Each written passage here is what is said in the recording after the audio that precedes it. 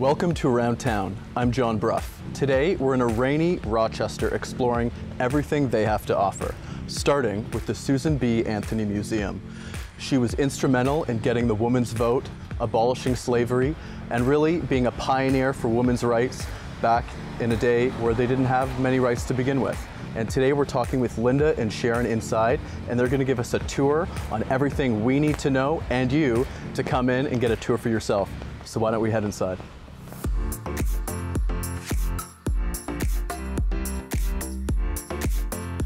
Sharon, so good to see you. Very nice to see you, John. Welcome. I'm here with Sharon SALLUZZO, and she's going to take us on a tour here, and we're starting off in one of the most significant rooms in Susan B. Anthony's home, where she was arrested in 1872 for voting. Tell us a little bit about that. In November of 1872, Susan B. Anthony and 15 women in the neighborhood went down to vote. 2 weeks after that, U.S. Deputy Marshal came into this room and arrested her.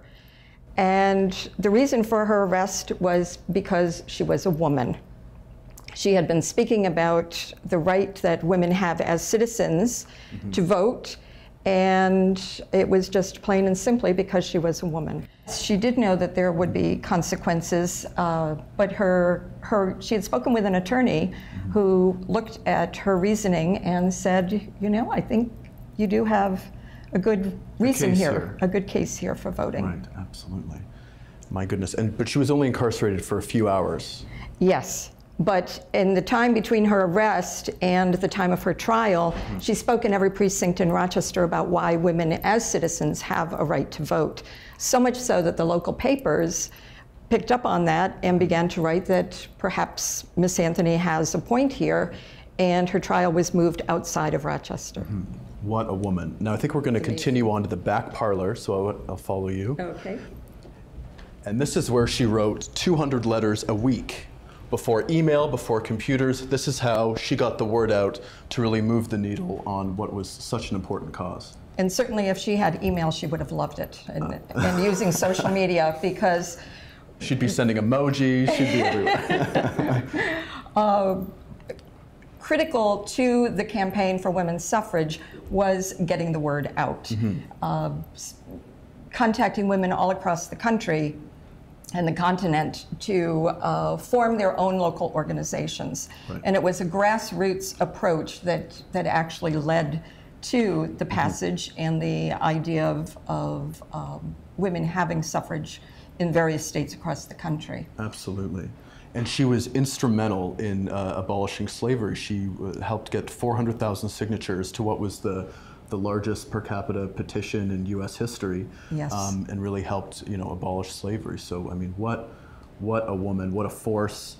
And my gosh, do we need more people thinking that way today? We need many, many Susan B. Anthonys, don't we? She was focused on liberty, equality, and justice for all humanity. Well, and what more can you want right there? That is what the world needs. Sharon, thank you so much. I think we're going to continue upstairs with Linda, but thank you for the tour downstairs, and I think we'll continue the rest upstairs. All right. So thank you.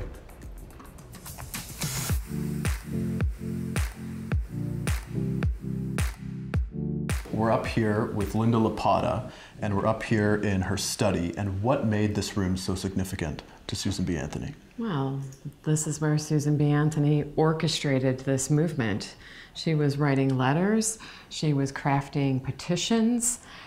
She was the head of the movement. She was fondly called the General. She was. She had that spirit about her, didn't she? She was a real leader. And you were talking to me about this photograph. She's sitting at her desk and she has pictures of all the women who helped her in her movement. I mean, it goes to show about her style and really giving people credit where they were due. Absolutely, and indicative of her style. I mean, people called her the General fondly. She was willing to take that mantle on. She did this in many ways, but partly through branding, not a term she would have used, but she always carried her alligator purse. What's that look like to you? It looks like a doctor's bag. And that's exactly what it is. Yes. So she would have her petitions in there. She would have money in there that she made from her speeches. She was paid for her speeches? She was paid for her speeches. That is part of the way that they funded the movement. Wow. So she would always say, every woman should have a purse of her own. And I think that you can see that she was not making a fashion statement. Right. Well, nowadays, an alligator purse, I mean, my gosh, we're talking thousands of dollars. But there was a song that the kids would sing. What was that? So she traveled so often to California that the children wrote a little rope skipping rhyme, and it ends like this. Mumps said the doctor, measles said the nurse, votes said the lady with the alligator purse. Isn't that something? I mean, what gumption she had at a time where people just wanted to keep women and her down. Absolutely. I mean, she worked her entire life, and trust me, in the beginning, she was destroyed in the press. But it was a lifelong pursuit, and she never gave up. Yeah, never give up. Isn't that the thread here? I mean, just never So injustice. Her last words that she ever said in public to a sea of faces that you know when she started was just a drop. She said to these women, with all of you consecrating your lives for the cause, failure is impossible. And we take that very near and dear to our hearts here.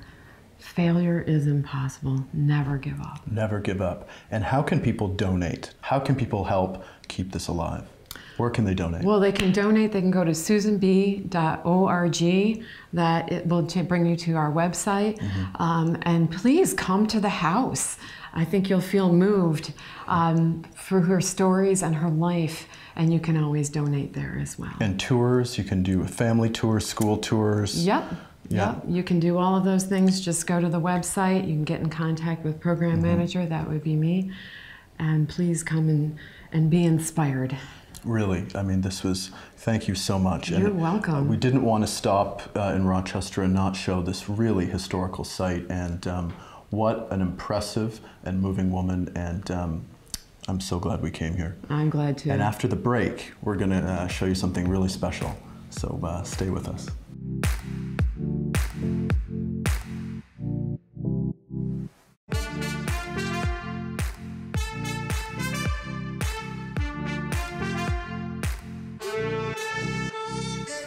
Okay, welcome back. Now, we're here with Andrew Hebert, and he's on the board of the HearStrong Foundation, which is a nonprofit to increase awareness of people with hearing loss and really help them with some great services. And Andrew, thank you so much for having us and sitting down. Thank you. So what do people at home need to know about HearStrong? So the people at home need to know about HearStrong. Essentially what we're doing is creating more education around hearing healthcare. The fact is that 80% of the people that currently have hearing loss in America are not doing anything about it. So they could be improving their lives through utilizing amplification that would reconnect them to their family members and their loved ones. And instead of utilizing the technology that's available, they're actually, just ignoring the fact that they have an issue. Right. And that can lead to things like isolation and withdrawal.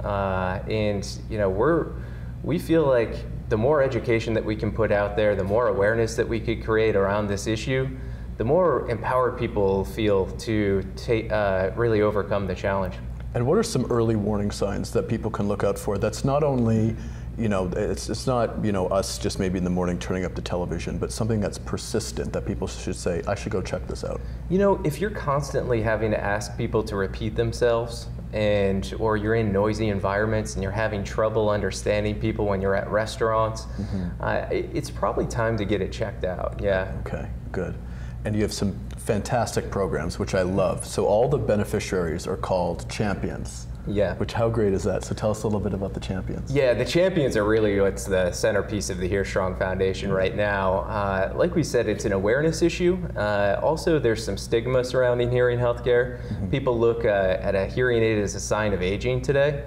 And what we're doing is we're telling the stories of people that have overcome the challenge of hearing loss and done extremely significant things with their lives, and that are just really empowering stories. So that way, people that are currently ignoring the problem today can say, hey, that person overcame the challenge of hearing loss and now they're swimming in the Olympics, and I should be able to do that. And they're proud of it. It's not something to be ashamed of at all. But now with technology and with stigma, and I mean, it's really something to kind of, it's in your control to take advantage of in so many ways. Yeah, exactly. And then your Pay It Forward program, tell us a little bit about that. Yeah, so our Pay It Forward program is where our champions are able to identify somebody in their local community who needs hearing aids and doesn't currently have access to them. And then the HearStrong Foundation provides them with hearing health care and hearing aids at no cost. And how much would a hearing aid normally cost for both ears? So a hearing aid can range in cost. They can be anywhere from, you know, $2,000 for a pair all the way up to $6,000. So yeah, they can be an expensive investment. And is that after the fitting and that's with everything. Full cost? Yeah. Okay, great. Now, how can people get involved? How can people donate if they know someone at home maybe who's starting with hearing loss or wants to get involved with HearStrong? How can people get involved? Yeah, so people can get involved a couple different ways. One, our HearStrong web page, which is hearstrong.org. They can go on, and if they know somebody that's overcome the challenge of hearing loss and has done something significant with their lives, they can recognize a champion. And that's a great way to start spreading the message right there. There's also opportunity to make donations to the HearStrong Foundation on the website, so you know, we're always open to that. Well, Andrew, thank you so much for telling us all about HearStrong. I mean, it's such an important cause, and I think it's so indicative of the times we live in now. It doesn't matter what kind of disability, or even if you have no disabilities at all, just owning who you are, and there's nothing wrong with that. And people are here to support you, and I think it's just, you know, it's great what you're doing, and we hope everyone at home can contribute in some way. And we're going to talk to a champion next, ALYSSA, and we're going to get her story, and we're going to talk to her when we come back.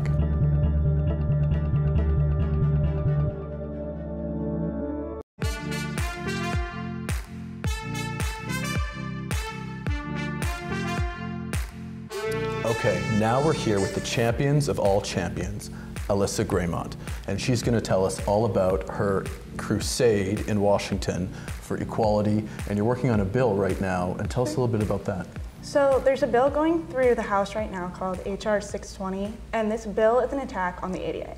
Now, a lot of people don't understand how important the ADA is to the disability community, but basically it's our civil rights movement. It's our protection within organizations, within schools, within any form of our life, you know, in the community. It is so important to have this piece of legislation. To protect your rights. To protect our rights, yes. And so with this bill, it technically gives businesses the ability to take away our accommodations. It gives them a chance to say, well, we don't feel like giving you, you know, a speech interpreter. We feel like we don't want to have to give you a ramp. It takes away not just one community, but so many communities' rights.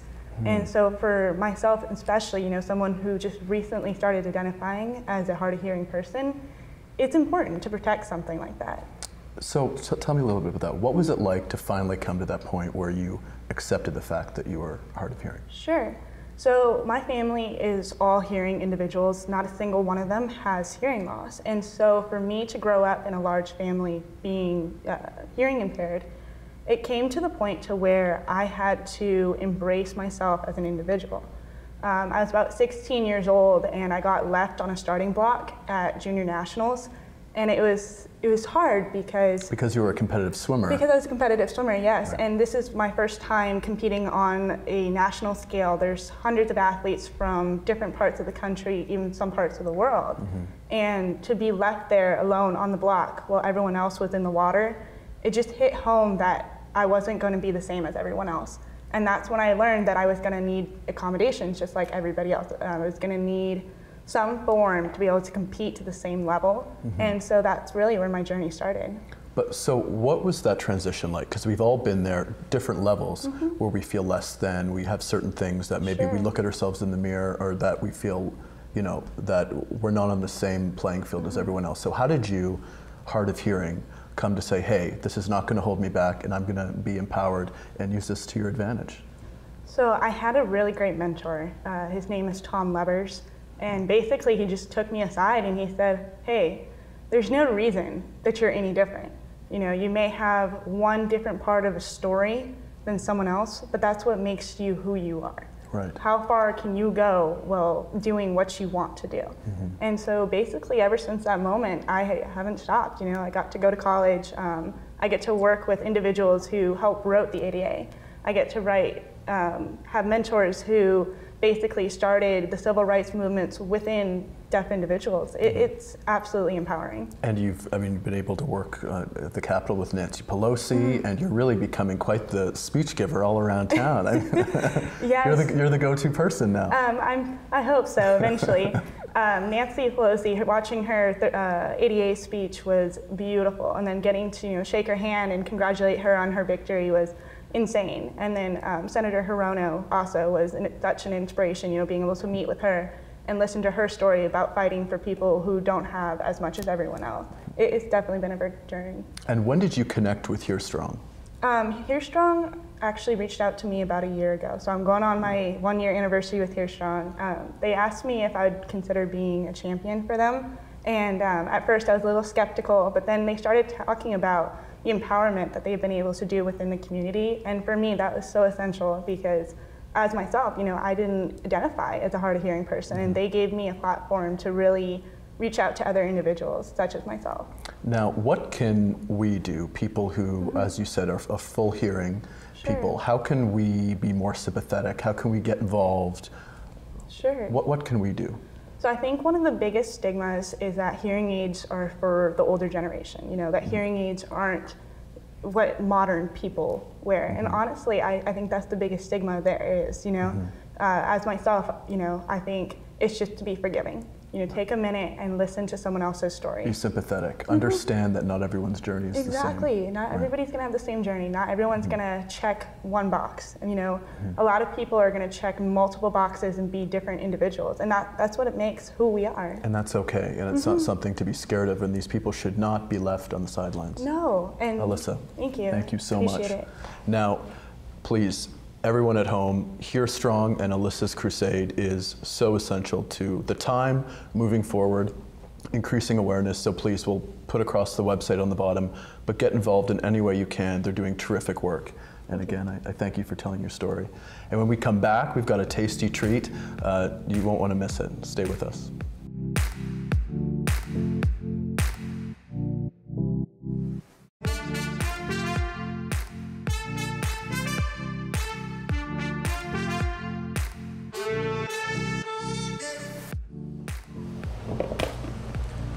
Okay, welcome back. Now I had to take off my jacket because this is serious business. We are in Upper Monroe at Misfit Donuts with the lovely Jennifer Johnson. So nice to meet you. Nice to meet you. Now these are vegan donuts. If you're in Rochester and need a snack, have an event, are hungry, need 50 of them, call Jennifer, she will help you out. So take me through, how do you make vegan donuts, first of all? Well, what vegan means is that we don't use any dairy or eggs in anything that we make. So instead of using regular milk, I use soy milk. And then my egg replacer is called aquafaba. And that's kind of it's basically, have you ever take a can of chickpeas and you turn it upside down and then you rinse the beans? Right. It's the juice of the beans that actually has almost the exact same binding quality as eggs. And so that's what we use in replacement of the eggs. And I've had a few of these donuts, more than one, and you can't tell the difference. Well, thank you so much. So what are these ones you have here? What we have today is the raspberry glazed, the cinnamon sugar. This is the Twix, which has a salted caramel filling, chocolate glaze, shortbread, and caramel drizzle. It's kind of named after the Twix candy bar. This is the chocolate glaze. This is called the Fuego, which is the coffee that I use here in the shop. They're a local roaster and they're amazing. So what I do is I make a coffee chocolate filling, a mocha glaze, and a caramel drizzle.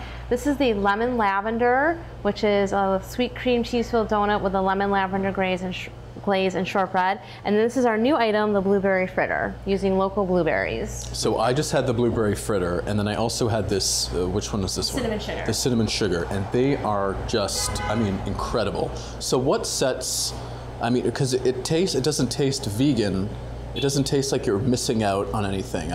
Vegan of the past or something, gluten-free a few years ago, you could really taste the difference.